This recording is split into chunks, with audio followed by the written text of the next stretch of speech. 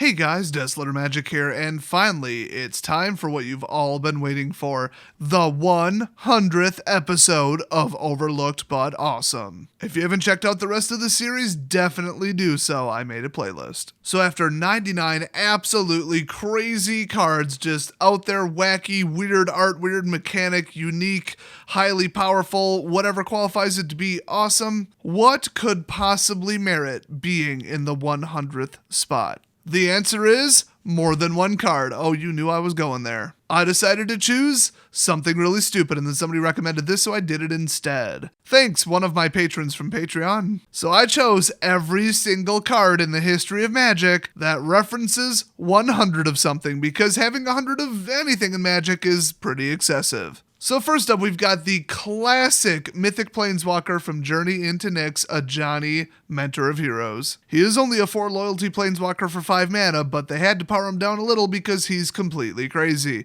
He has 2+1 abilities, 1 -8. So the first +1 is distribute 3 +1/+1 counters among 1, 2, or 3 target creatures you control. That's pretty crazy, but then his second ability is +1, look at the top 4 cards of your library. You may reveal an aura, creature, or Planeswalker card from among them, put it into your hand, and put the rest on the bottom of your library in any order.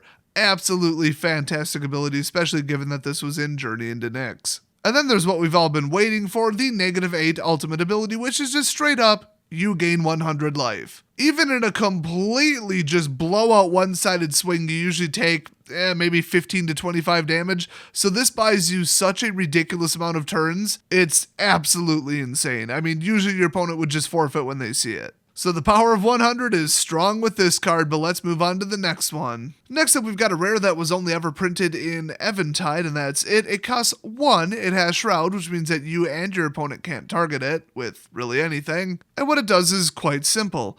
Pay X and then put X tower counters on Helix Pinnacle. At the beginning of your upkeep, if there are 100 or more tower counters on Helix Pinnacle, you win the game. So normal use without counter manipulation, you would just simply dump 100 mana into this between a couple turns probably, and then just win. And it is almost impossible for your opponent to remove this from play, since it can't be targeted. So yeah, 100 is a lot, but if you've played green before, that could be done reasonably in maybe 4 turns in the right deck. I mean, I've generated over 100 mana in 1 turn before, so you never know. I don't normally like alternate win conditions, but this is one of the funnier ones because it's so far-fetched and such a ridiculous backup plan, but when it wins, you're like, oh my gosh, I can't believe I pulled that off. Next up is a rare card from Unstable. Yeah, I know it's not technically legally playable in most formats, but it does reference 100, so why not? Oh, and by the way, this is obviously a callback to Helix Pinnacle, so it's As Luck Would Have It. So it's an enchantment, it's hexproof, so pretty similar, and then whenever you roll a die for any reason, so another card has to cause you to do that, put a number of luck counters on As Luck Would Have It equal to the result. Then, if there are 100 or more luck counters on As Luck Would Have It, you win the game. And also it has a little reminder ruling on the bottom, count both rolls if you re-roll a die. And of course, rolling dice was huge in that set. It was a pretty major mechanic, so